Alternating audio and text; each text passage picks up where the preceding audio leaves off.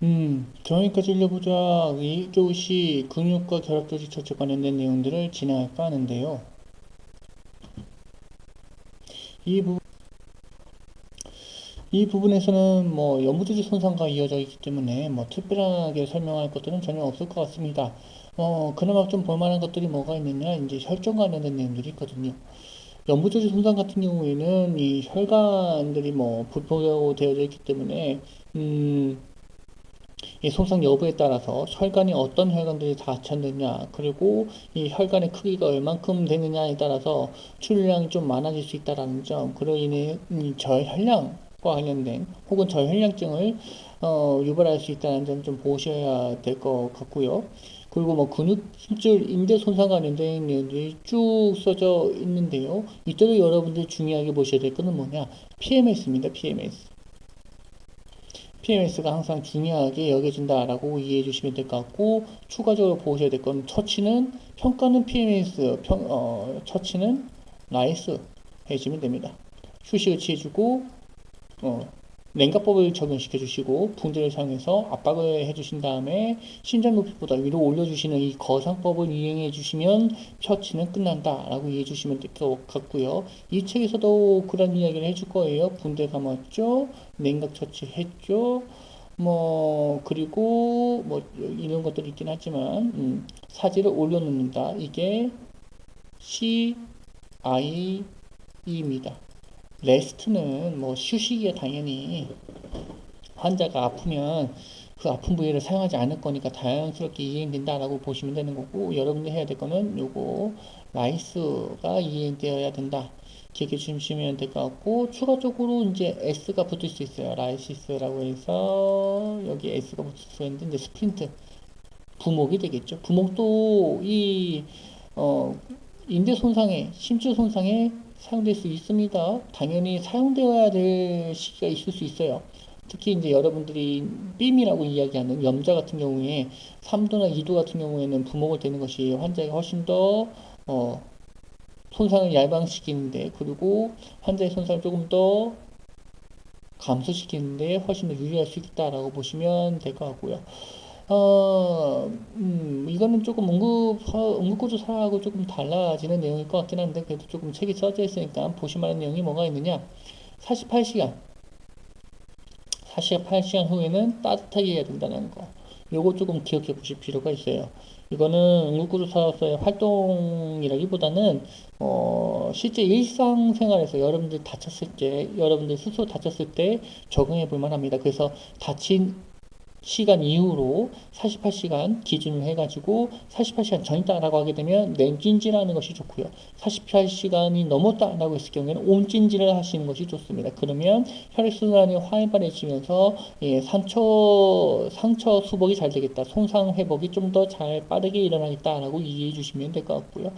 PMS는 계속 강조를 해도 문제 없을 정도로 가장 중요한, 근국계 손상에서는 가장 중요한 내용이라고 보시면 될 것 같고, 그 다음에 이 구체적인 골절을 위한 처치에서 이제 골반 골절이 나오게 되는데, 이 골반 골절 같은 경우에는 매우 심각합니다. 왜냐하면 여러 가지 뼈들이 뭉쳐져 있고, 이런 뼈들이 매우 큼지막하기 때문에 골절이 발생하게 되면 주변 조직을 손상시켜 주는 것 외적으로도 신경과 혈관들을 모두 다 앗아 버리는 것 외적으로, 골반 뼈 내에도 뭐가 있다 그랬죠? 뼈 내에도 살아있는 조직이기 때문에 혈관이 있다라고 이야기를 해드렸죠. 그래서 골반 골절이 발생하게 되면 치명적일 수 있습니다. 뭐에 치명적이냐? 출혈에 치명적이다. 치명적인 출혈이 발생함에 따라서 환자는 뭐가 높아지느냐? 사망률이 높아지게 된다라고 이해해 주시면 될 것 같고, 여기에 이제 선행돼야 될 것이 뭐가 있느냐?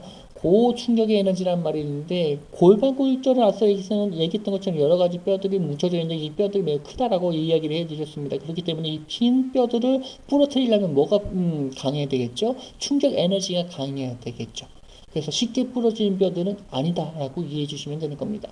그러니까 강력한 에너지가 골반에 전달되어야지만 골절이 발생하게 되는데, 이런 골절이 발생했을 때는 당연히 커다란 충격이 일어났다라고 보시면 되는 거고, 커다란 충격이 일어났다는 소리는 내부 장기 포함해서 골반 골절에 커다란 위험성을 가져오게 된다. 이러한 커다란 위험성이 뭘로 다가오게 되느냐? 높은 사망률로 다가오게 된다. 이렇게 이해해 주시면 될 것 같아요. 이런 것도 그냥 사망률이 높으니까 당연히 빠르게 처치해야 되고 중환자로 보셔야 되겠죠. 골반 골절의 유형에 대해서 설명을 해주고 있는데 이 부분들은 책에서 이렇게 설명을 해주고 있거든요. 근데 제가 판단하기로는 여러분들 해부하기에 잘 되지 않았을 가능성이 높아요. 그래서 이 부분은 제가 구글을 통해서 사진을 보면서 제가 설명을 해 드리도록 하겠습니다. 그래서 이 그림을 보시게 될 건데요. 이 그림을 보시게 되면 책에서 이 골반 하를 포함하지 않는 단일골절이라고 써져 있죠. 그래서 이 뼈들, 좌골뼈라든지 그러니까 엉덩뼈가 되겠죠. 그리고 뭐 꼬리뼈라든지 혹은 천추 엉치뼈들 이런 것들이 골절이 났을 경우에 타입 1이다 라고 보시면 될 것 같고요. 타입 2는 뭐냐면 골반 안에 단일 골절을 이야기합니다. 여기 부러지는 것처럼 골반 안에 단일 골절이라고 보시면 될 것 같고요. 그 다음에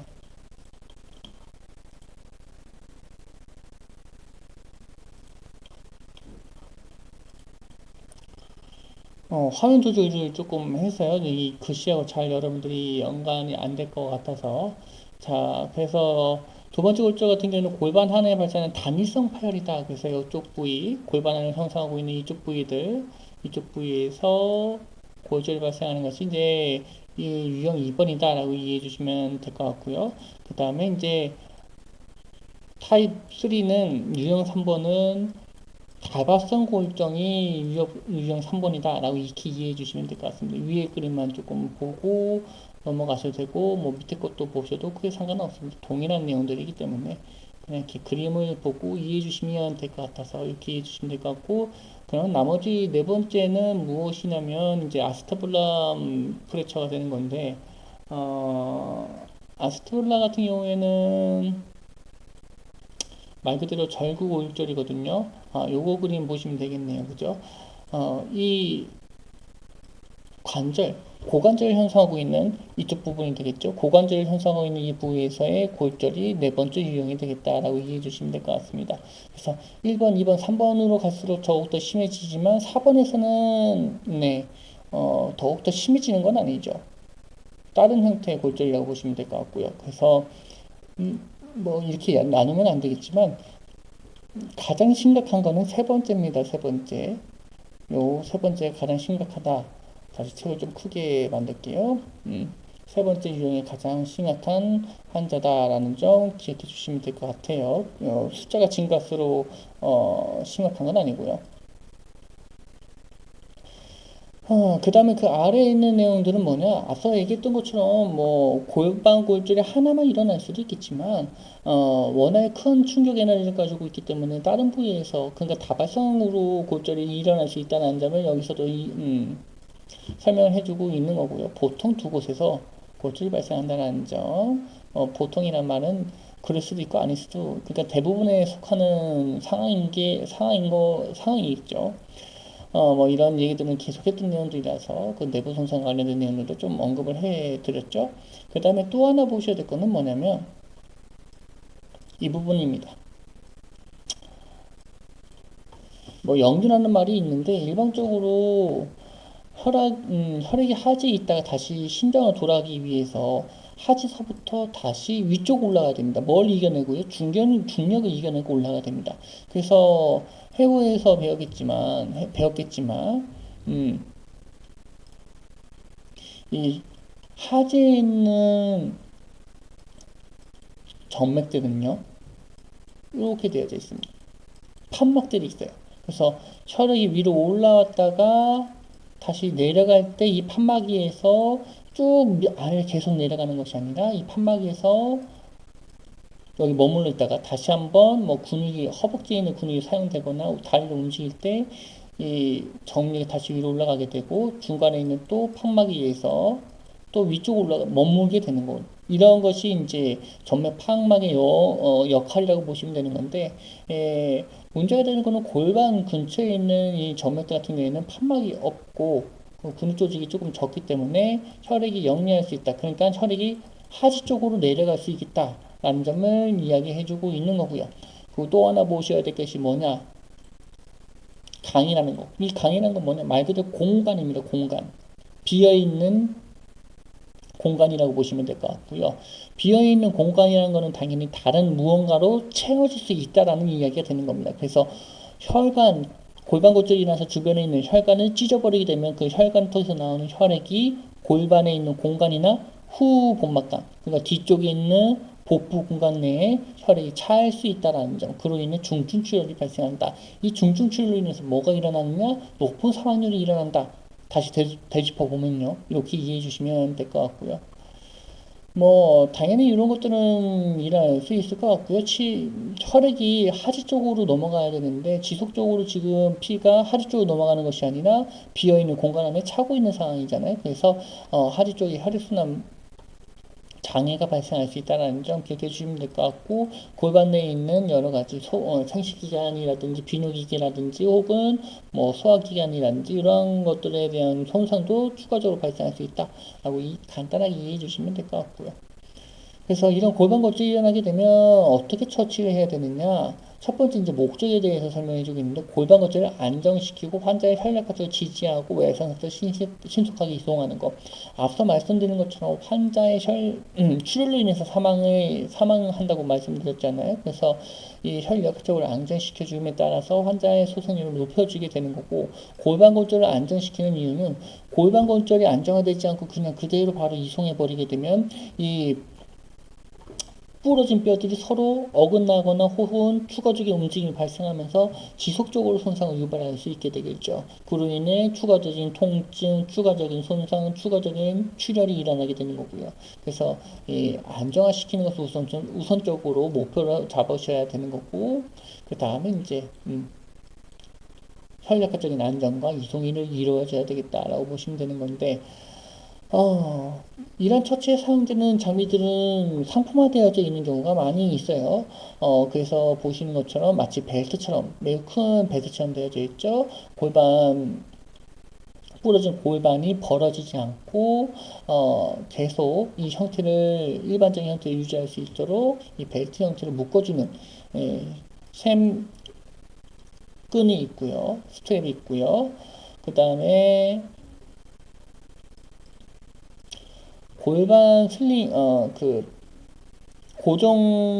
골반 부목 시스템이라 써져 있긴 한데, 이제 펠빅 슬링이라고 많이 이야기를 하거든요. 펠빅 바인더라고 이야기도 하긴 하지만, 그래서 여기 보시게 되면 하얀색 끈들이 보이는데 이게 낚싯줄이에요. 웬만해서는 잘 끊어지지 않는 매우 강력한 낚싯줄이라고 보시면 될 것 같고, 그래서 환자 골반을 둘러싸서 여기 벨크로 찍찍이를 이제 붙이고 난 후에 이 낚싯줄을 잡아당겨주게 되면, 조여주게 되면 서로 맞붙어서 이렇게 안정화시킬 수 있겠다. 부목이 적용되겠다라고 이해해 주시면 될 것 같고요. 그래서 여기 펠빅 슬링이나 펠빅 바인더라는 말이 있는데 이 두 가지 모두 다 해당될 수 있다라고 보시면 될 것 같고요. 이런 제품들이 없으면요, 이제 시트를 이용해서 이 골반 지지를 대체할 수 있게 되는 건데, 골반 지지 같은 경우에는 시트를 접어서 만들면 됩니다. 그러니까 뭐 담요가 될 수도 있고요. 혹은 이 환자를 싣고 있는 베드의 시트가 될 수도 있겠죠. 여유분의 시트. 그럼 그때 이용해서 접은 다음에 허리 밑으로 시트를 집어넣어요. 그럼 반대편에 이렇게 지금 이 사람들처럼 양쪽 편에 좌측과 우측에 앉아 있겠죠. 허리 밑으로 시트를 이렇게 집어넣게 되고, 그 다음에 엉덩이 쪽으로 살살살 최대한 움직임을 적게 하면서 엉덩이 쪽으로 이렇게 최대한 조심스럽게 밑으로 내려줍니다. 그리고 시트가 이렇게 내려오게 되면 양쪽을 덮고 잡아당기면 됩니다. 이쪽 사람은 환자의 오른쪽에 있던 걸 손으로 잡아당기고, 이쪽에 있던 사람은 환자의 오른쪽에 있던 걸 잡아당기면 되겠죠. 그래서 어느 정도 결입력이 생기게 되면 이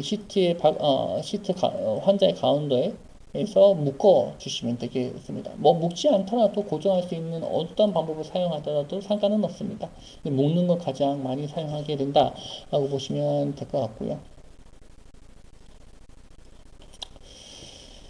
어, 그 다음에 이제 이 골반 골절이 일어나게 되면 밑에 있는 하지도 매우 불안정하게 됩니다. 하지라는 것은 당연히 골반에 붙어 있는 신체 부분이잖아요. 그래서 골반이 부러졌다는 것은 하지의 불안정성을 가져올 수 있기 때문에 여기 써져 있는 것처럼 하지도 함께 묶는 것을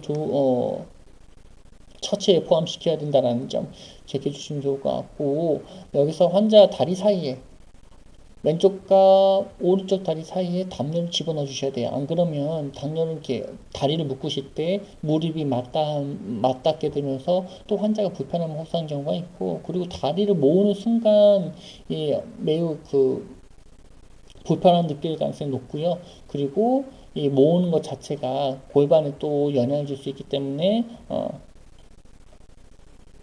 이 하지 다리 이렇게 사이에 담요를 돌돌만 담요를 이렇게 갖다 대셔서 묶어주시면 됩니다. 양쪽 다리를 묶어주시면 됩니다. 뭐 무릎 밑에 베개를 넣는다는 말이 있는데, 이거는 뭐 해박적인 자세를 만들기 위해 하는 거고, 밑에 있는 내용들은 환자의 혈액학적인 안정을 위해, 위에 거는 다 모두 골반의 안정성을 위한 처치가 되는 거고, 지금은 환자의 혈액학적인 안정을 위해서 쓰는 거고, 그 다음에 이제 빠른 이송하시면 됩니다. 그럼 목적을 세 개 다 이룬 거잖아요. 골반의 안정, 혈액학적인 안정, 빠른 이송. 그 다음 이 넙다리뼈 관련된 내용들이 나오는데, 넙다리뼈 관련돼서는 두 가지로 조금 분류를 해 봐야 됩니다. 이게 손상, 커다란 에너지가 발생돼서 외상이 발생한 건지, 아니면 환자의 질병에 의해서 골절이 발생한 건지, 질병에 의한 골절이냐, 외상에 의한 골절이냐, 이 두 가지 조금 비교해 볼 필요가 있겠다라고 보시면 될 것 같고, 그래서 질환으로 인한 골절 환자는 그 특성, 환자의 특성을 알아보니까 비교적 환자의 나이가 많고, 퇴행성 질환, 퇴행성 관절염이라든지, 혹은 골다공증이라든지, 이런 것들이 있는 환자분이고, 그 다음에, 환자가 골절 발생인데, 이 골절이 발생할 만한 큰 에너지가, 일어나지 않은 상황이라면, 이것 또한, 질환으로 인한 골절로 볼 수가 있겠다라고 보시면 되는 겁니다. 그래서 뭐 예를 들게 되면 80대 할머니가 유모차를 끌고 다니시다가 허리가 불편해가지고 허리가 굽으셔서 유모차를 끌고 다니시다가 유모차가 넘어지는 바람에 같이 넘어지셨다. 그런데 넙다리뼈가 부러졌다. 요거는 거의 질병에 의한 골절 가능성이 높습니다. 뭐 완벽하게 100%라고 이야기를 할 수는 없겠지만, 뭐 넘어졌는데 그 부위에 돌미가 있을 수도 있는 거잖아요. 그래서 100%라고 이야기는 할 수 없겠지만 대부분은 질병일 가능성이 높겠다라고 이해해 주시면 될 것 같고, 그래서 이런 환자들에 대한 특성을 여러분들이 보셔야 되는데, 사지길의 단축, 외회전, 제한적인 변형을 보이는 경우가 많다. 이게 뭔 말이냐? 넙다리뼈 골절 같은 경우에는 제가 뭐라고 말씀드렸죠? 근육이 수축해서 매우 심한 통증을 야기하고 뼈 끝의 부딪힘에 따라서 통증이 가중된다라고 이야기를 했었죠. 그래서 이를 막기 위해서 견인분목을 사용한다라고 이야기를 했었는데, 만약 이런 환자에서 이런 환자들에서 이런 단축이 보이지 않는다 라고 하게 되면, 이건 질병에 의한 넙다리뼈 골절 가능성이 높아요. 왜냐? 대부분의 환자가 나이가 많을 거기 때문에 어떤 것이 적느냐? 근육량이 적어요. 뼈가 부딪혀서, 부러진 뼈들이 부딪혀서 마찰을 일으키고 통증을 가중시켜야 되는데, 이거를 만들 수 있는 것이 뭐예요? 근육의 수축이잖아요. 서로 잡아당기는 힘이 있어야지만 뼈끼리 부딪힐 거잖아요. 그런데 노인분들 같은 경우에는 이러한 근육 수축이 하더라도, 통증에서 근육 수축하더라도 그 수축하는 힘 자체가 적을 것이고, 그 근육량 자체가 적고 해서 이 사지가 짧아지는 상황 자체가 일어나지 않는다. 그런데 젊은 사람들은 근육량이 매우 많죠. 그래서 부러지게 되면 이 근육을 빠르게 수축하게 되는데, 강력하게 수축하게 되는데, 이게 사지가 짧아 보이도록 만들어지게 됩니다. 그러니까 정리하게 되면, 젊은 사람들의 다리에서 골절이 일어나게 되면 이렇게 다리가 짧아 보여요. 실제로 짧아서 뭐 장애가 있어서 짧은 건 아니고, 뼈가 이렇게 부러지고 난 후에 어긋나서 여기는 이렇게 똑바로 멀쩡히 뼈 형태로 그대로 있는데 여기는 근육이 수축하다 보니까 뼈가 어긋나서 짧아 보이는 겁니다. 그런데 이거는 외상인 거고, 질병에 의한 골절 같은 경우에는 대부분 그런 경우가 없겠다. 여기는 멀쩡하고 여기 부러지긴 했는데 근육이 수축하는 근육량이 적고 수축하는 힘이 적기 때문에 거의 비슷한 길이를 가지고 있다. 이렇게 이해해 주시면 될 것 같고, 뭐 외회전, 발이 돌아간다든지 바깥으로 나타나는 이 변형이라든지 이런 것도 좀 적다. 라는 점 기억해 주시면 될 것 같고, 그래서 이 환자, 질병으로 인한 골절은 견인부목을 사용하지 않습니다.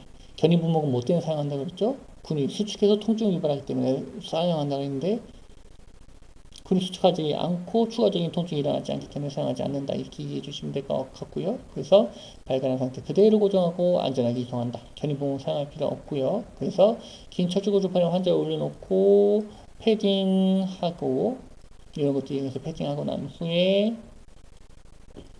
가시면 되는데, 다시 한번 이야기를 해주고 있네요. 견인부목을 사용하실 필요는 없다는 점.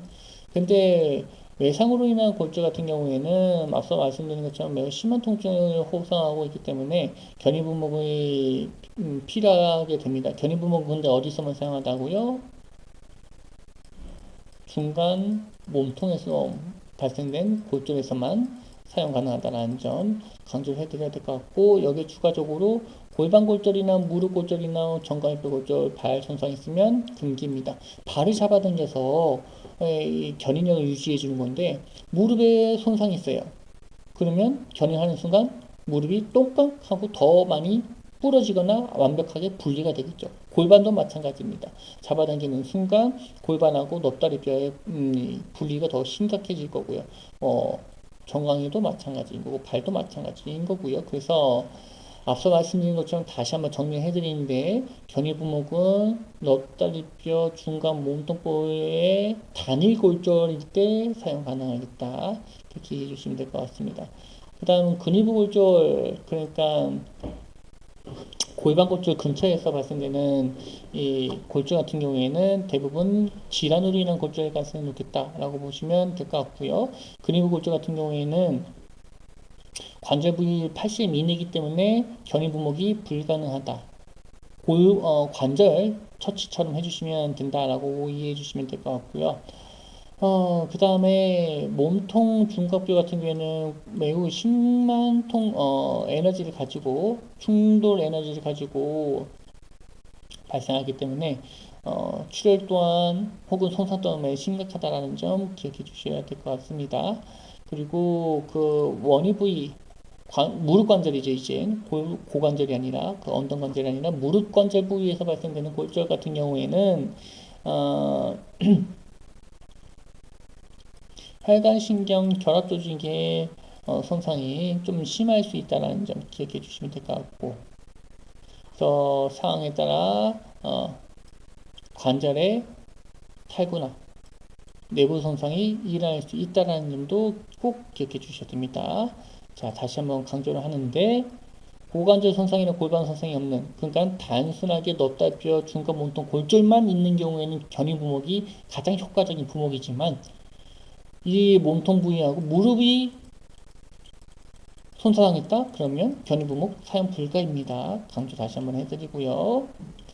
자, 그 다음에 이제 고관절 부위에서, 엉덩관절 부위에서의 넙다리뼈 골절, 이 같은 경우에 이제 고민해 봐야 될 것이 뭐냐. 이게 과연 넙다리뼈 골절이냐, 혹은 엉덩관절의 탈구냐, 라는 것입니다. 둘 다 외축으로 봤을 때는, 그냥 육안으로 확인했을 때는 환자의 모습이 거의 비슷하거든요. 그래서 발이 짧아져 있다라고 얘기를 했잖아요. 발은 외축으로 돌아가고 짧아져 있는데 이게 똑같아요. 탈구나 넙다리뼈 골절이나 똑같습니다. 그래서 그나마 조금 볼만한 것들은 뭐냐, 정반 탈구에서는 이 사건왕 부위에 이 넙다리뼈 머리가 만져진다라는 점. 근데 이런 것들은 다 필요가 없어요. 왜냐면 앞서 말씀드린 것처럼 고관절 부위에서의 골절이나 탈구는 뭐좀 생각한다고요? 관절 부위 80 이내이기 때문에 관절 처치를 본다. 그리고 이제 견인부모 당연히 사용 불가하고요.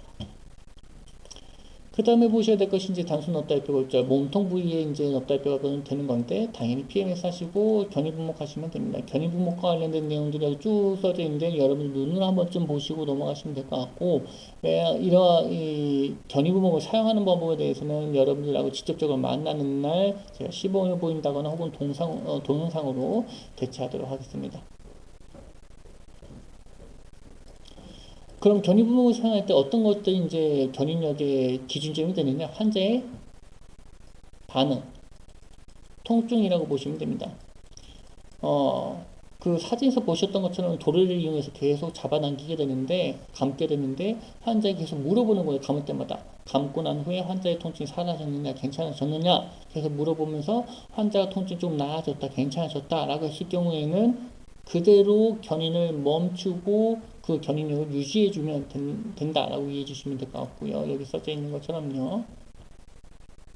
만약 환자의 그 의식이 없는 상태라면, 물론 의식 없는 상태에서 견인봉을 사용할 가능성은 거의 없겠지만, 만약에 의식이 없는 상태에서 견인봉을 사용하는 사람이라면, 예, 반대편의 다리 길이하고 유사하게 만들어 주시면 되게 됩니다. 그리고 그 다음에 보셔야 될 것이 이제 요건데요. 견인을 하고 난 후에 견인했던 이 부목 자체가 풀리지 않는, 감았던 견인력이 풀리지 않을 거라고 단정 지을 수가 없거든요. 그렇기 때문에 내가 맨 처음 초기에 설정했던 이 견인력을 유지해 줄 수 있도록 지속적인 감시가 필요하겠다. 풀렸으면 다시 한번 감는 이런 행동도 필요할 수 있고요. 이런 것들도 환자의 통증이 계속 심해진다면 견인 다시 한번 생각해 보셔야 될 것 같고, 만약 견인부목을 사용할 수 없다면 긴 척추 고정판을 이제 조금 생각해 볼 필요가 있습니다. 그래서 내측에 외측에 하나 기다란 견성부목을 대가지고 긴 척추 고정판에 묶어서 유성하는 방법이 유용하겠다라고 보시면 될 것 같고요. 수업은 여기까지 하도록 하겠습니다.